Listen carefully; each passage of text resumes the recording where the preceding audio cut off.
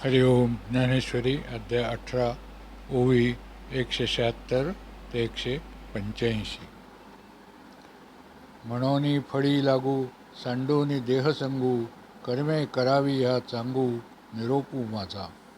जो जीव बंधे शिणला सुटके जाचे आपला, तेणे पुढत पुढती या बोला आनन कीजे. ना आघाराचे नि रोखे जैसी डोळा रोविजती नखे, तैसा कर्मद्वेषे जो अशेखे कर्मेची सांडी. तयाचे जे कर्म सांडणे ते तामस पैमी म्हणे, शिसाराच्या रागी लावणे शिसची जैसे.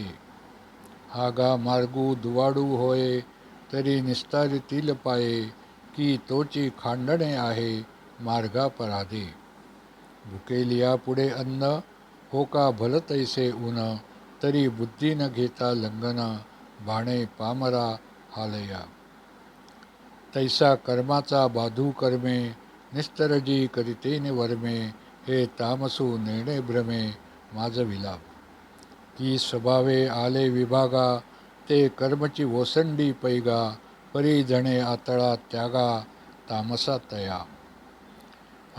अथवा स्वाधिकारू बुजे आपुले भीतही सुजे, परी करितया उपजे निबरपणा. जे कर्मरंभाची कड नावेक होय धुवाड, वाहतीय वेडे जड शिदोरी जैसे.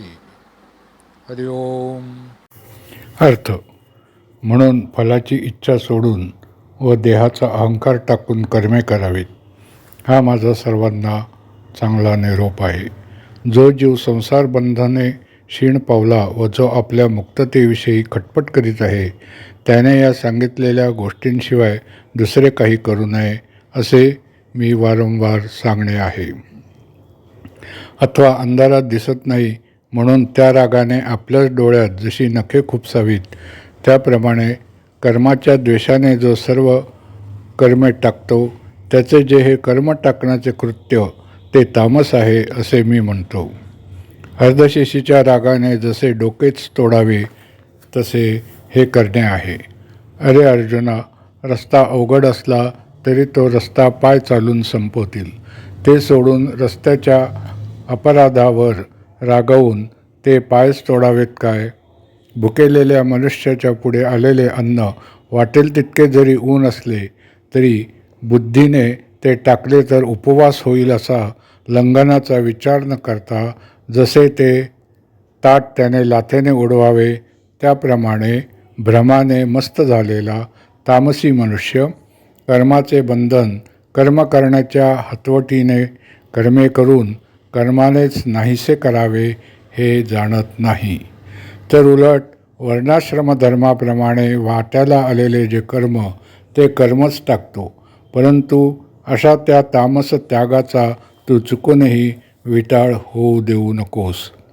अथवा आश्रमधर्माप्रमाणे आपला धर्म काय आहे हे तो जाणतो व आपल्यास सांगितलेले कर्तव्यसुद्धा त्याला समजते, परंतु कर्म करण्याच्या त्रासाला कंटाळतो. कारण की कर्माच्या आरंभाची बाजू प्रथम काही वेळ कष्टदायक असते. शिदिरी वाहत असताना प्रथम जशी जड वाटते. हरिओम.